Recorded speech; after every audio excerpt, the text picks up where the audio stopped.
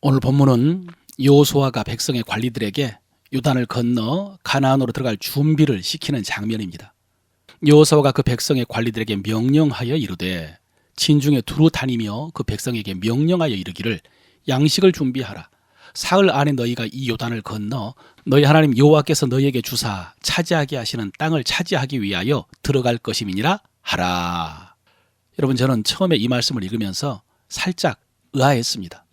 어제 묵상한 본문에서 하나님께서 여호수아에게 두려워하지 말라고 용기를 불어넣어 줬다고 해도 어떻게 갑자기 일어나서 요단을 건너갈 준비를 시키나 어색한 느낌이 들었기 때문입니다. 그런데 본문을 다시 읽어보니까 어제 보지 못했던, 어제 듣지 못했던 하나님의 말씀이 있었습니다. 하나님께서는 여호수아서를 시작하자마자 이렇게 말씀하셨습니다. 1절이죠. 여호와의 종 모세가 죽은 후에 여호와께서 모세의 수종자 눈의 아들 여호수아에게 말씀하여 이르시되 내 종 모세가 죽었으니 이제 너는 이 모든 백성과 더불어 일어나 이 요단을 건너 내가 그들 곧 이스라엘 자손에게 주는 그 땅으로 가라. 이렇게 말씀하셨습니다. 여호수아가 느꼈을 부담감 때문에 격려하시는 말씀에 집중을 했는데 하나님께서는 분명히 말씀하셨습니다. 그 땅으로 가라. 더구나 내 종 모세가 죽었으니 이제 너는 이라는 말씀을 통해서 하나님의 역사는 어떤 사람에 의해서 좌우되는 것이 아니라 중단되지 않고 계속 이어진다는 확신이 들었습니다. 그리고 그 속에서 이제 너는 이라고 하시면서 나에게 주시는 사명이 있고요. 우리는 그 말씀에 오늘 여호수아처럼 즉각 순종해야 됩니다. 실제로 여러분, 오늘 여호수아는 백성들에게 하나님의 말씀을 전하면서 즉각적으로 준비를 시킵니다. 그 중에 특별히 오늘 본문에는 여호수아가 루벤 지파, 므낫세 지파, 갓 지파에게 전에 약속한 것처럼 요단을 건너서 가나안을 정복하는 데 앞장서라 라고 명령하는 장면이 기록이 되어 있습니다. 왜냐하면 여러분, 이들 지파는 요단강을 건너지 않고 지금 정복한 요단 동편에 머물러 살기로 결정을 했기 때문입니다.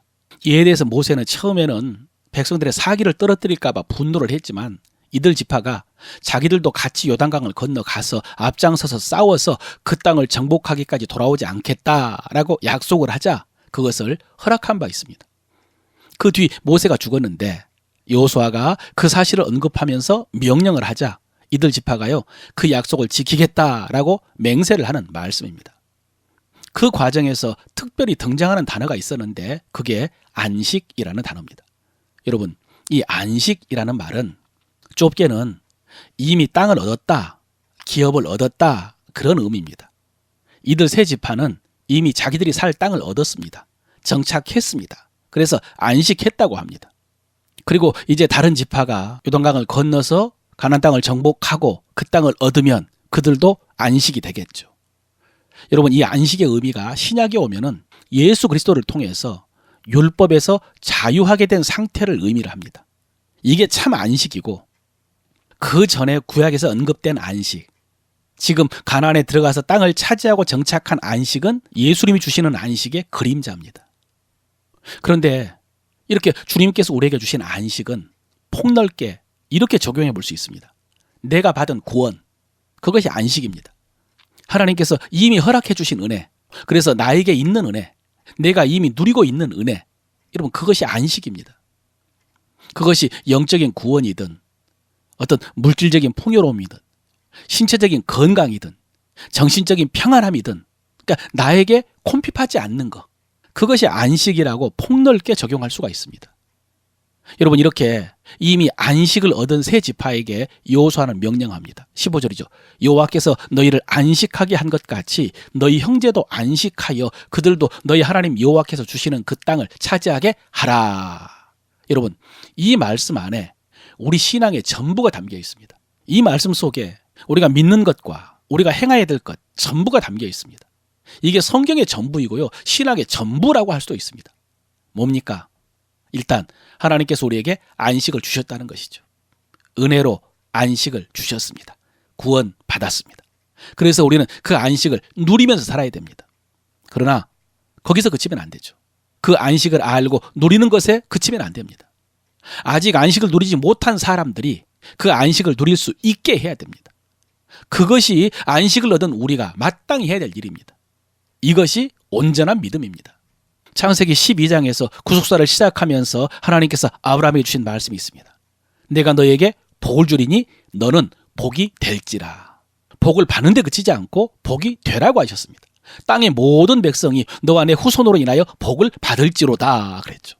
주님께서도 새 계명을 주실 때요, 내가 너희를 사랑한다 라고 그치지 않고요, 그렇게 내가 너희를 사랑한 것 같이 너희도 서로 사랑하라 라고 하셨죠. 같은 말씀입니다. 이것이 구원받은 자, 은혜 받은 자, 안식을 얻은 자의 마땅히 행할 바입니다. 여러분, 이것은 단순히 복음을 전하라 라는 말씀으로 좁게 해석하면 안 됩니다. 앞서 말씀드린 것처럼요, 영적인 은혜 말고도 하나님께서 우리에게 주신 많은 은혜가 있습니다. 우리가 누리는 안식이 있습니다. 그것으로, 나에게 있는 그것으로 다른 사람을 섬겨야 됩니다. 그래야 그 은혜와 안식을 나도 진정으로 누릴 수 있는 것입니다. 사랑하는 성도 여러분, 우리가 살고 있는 이 시대는 아무리 풍성한 은혜와 안식을 주셔도 부족하다고 아우성하는 시대입니다.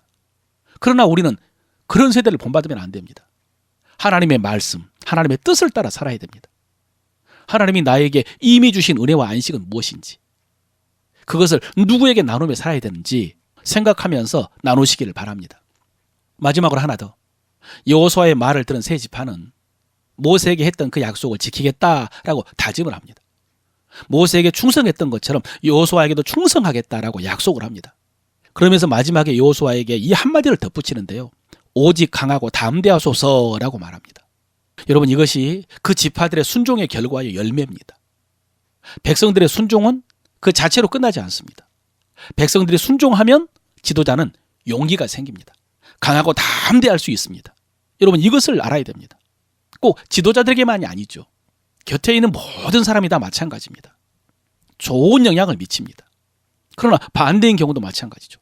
불순종하고 불충성하면 지도자는 낙심하게 됩니다. 주변에 있는 모든 사람들을 낙심하게 합니다. 사랑하는 성도 여러분, 오늘 여러분의 순종과 여러분의 충성을 통해서 다른 사람에게 용기를 주시기를 바랍니다. 오늘 말씀을 통해서 우리가 고백할 우리 믿음의 도래입니다. 나는 지금도 하나님의 역사가 중단 없이 이루어지고 있음을 믿습니다. 나는 지금도 하나님의 역사가 중단 없이 이루어지고 있음을 믿습니다. 그 가운데 나는 내가 감당해야 될 사명을 주저하지 않고 감당할 것입니다. 그 가운데서 나는 내가 감당해야 될 사명을 주저하지 않고 감당할 것입니다. 나는 내가 받은 은혜를 다른 사람에게 베풀면서 자유와 안식을 나눌 것입니다. 나는 내가 받은 은혜를 다른 사람들에게 베풀면서 자유와 안식을 나눌 것입니다. 특별히 사랑과 믿음의 말로 사람들을 격려할 것입니다. 특별히 사랑과 믿음의 말로 사람들을 격려할 것입니다. 아멘.